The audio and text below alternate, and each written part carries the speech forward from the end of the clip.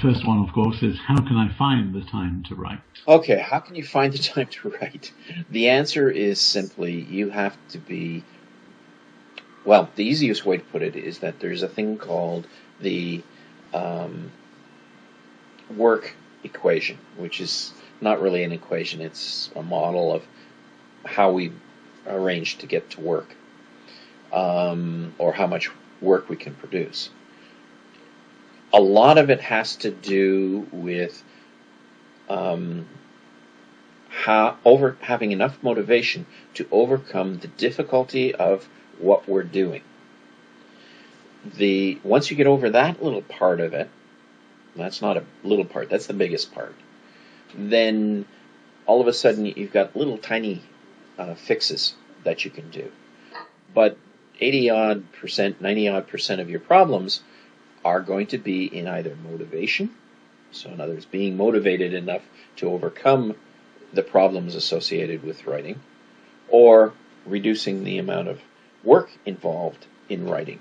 So if you can do either of those or both of them, then eventually it becomes a balance. And once the balance is over, then you'll find the time to write naturally. I mean, we'll find the scrap time. We'll make time available. That only leaves, as I say, maybe 6% or so to deal with in more traditional ways. You can steal time from little bits. You can steal time from, for example, I'm going to be going grocery shopping later this afternoon. During that time, my wife's going to do the grocery shopping, I'm going to do the driving, and I'm going to disappear off and do some work. So I'm stealing the time from the grocery shopping period. You can steal time by, for example, if you're sitting in the doctor's office, and rather than just sit there, you can actually work while you're waiting for the doctor to call you. Things like that. You can steal little bits of time.